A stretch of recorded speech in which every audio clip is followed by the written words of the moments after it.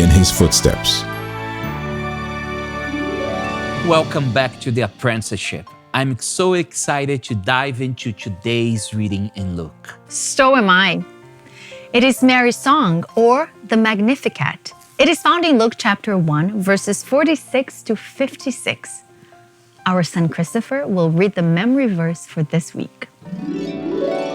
How my spirit rejoices in God my Savior. Mary goes to Elizabeth's house. Just after Elizabeth greets her, Mary sings this beautiful song. We don't know what her song sounded like, but we can resonate with her words. Her song plays on chords of mercy and hope, the fulfillment of promises, the reversal of evil, and God coming to rescue at last. Her song is very meaningful.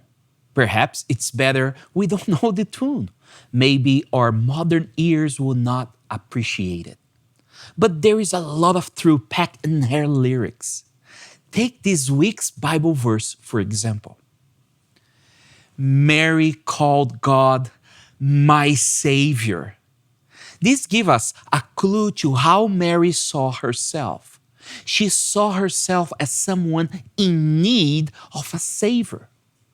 I know there's some beliefs about Mary that say that she was sinless. But here, in her own words, we see that she was like us, in need of a Savior.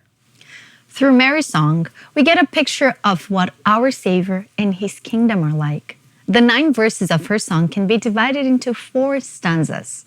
I encourage you to download this week's episode study guide. It lists the stanzas and verses. In the first stanza, in verses 46 to 49, Mary praises God for what He has done. And what does she say He has done, Douglas? She says that God took notice of her, a lowly servant girl, a nobody. She says that God caused others to see her as blessed because she is blessed. And she says God has done great things for her. The opening of her song is very personal.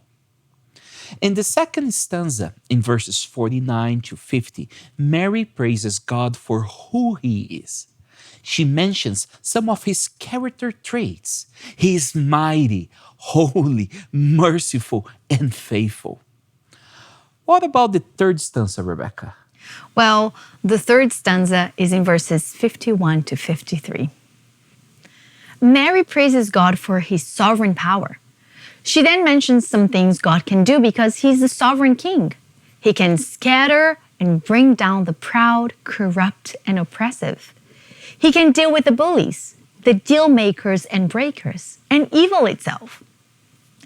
She also says God can overturn inequalities and end injustice. He can rescue the hungry, oppressed, and overlooked. And finally, stanza 4. Douglas?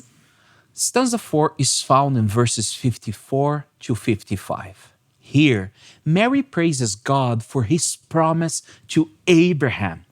This was God's promise of a Savior, and she praises God for remembering His promise.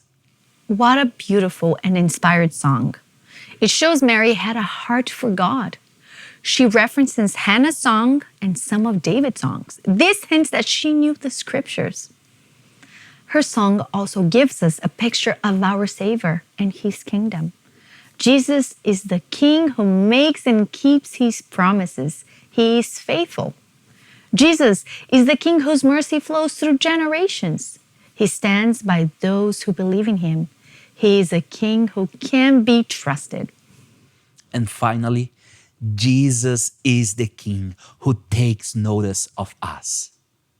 You may think you don't matter. You are nobody, but Jesus takes notice of you. No one is insignificant in His kingdom. God's kingdom is a place of mercy and justice. It is a place where power is used for good, and it's a place of love. In His kingdom, everyone is valuable. As His apprentices, we can live like that right now. We can live lives of mercy and justice. We can use our influence for good.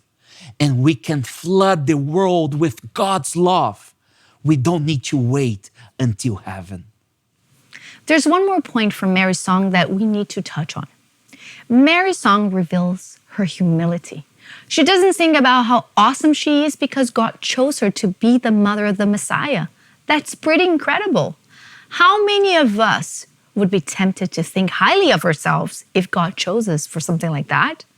Instead, Mary points our attention back to God, who is doing everything. That's a good point, Rebecca. And Mary's song reveals that she surrendered to God's will. But her surrender does not look like resignation. She is rejoicing. Mary models kingdom living for us. She's humble. She's not full of self-importance. She keeps pointing to God. She surrenders to His will, and she finds joy in her surrender. That is so beautiful. And like Mary, we can live with healthy humility. We can willingly and even joyfully surrender to God.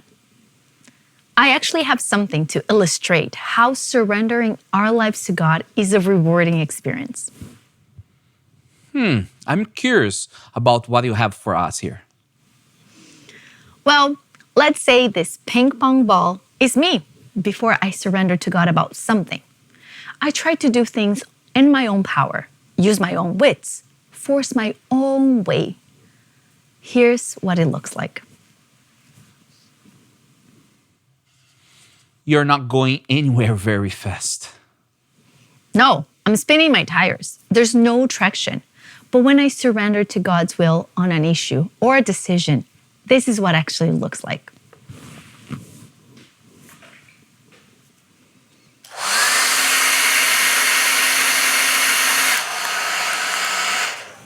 Now you're getting somewhere.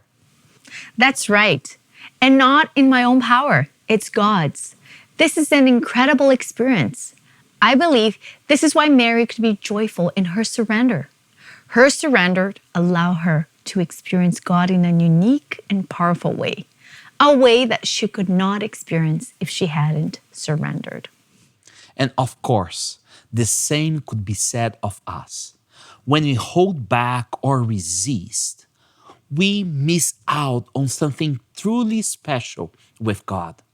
Surrender is not resignation, it is joyful progress.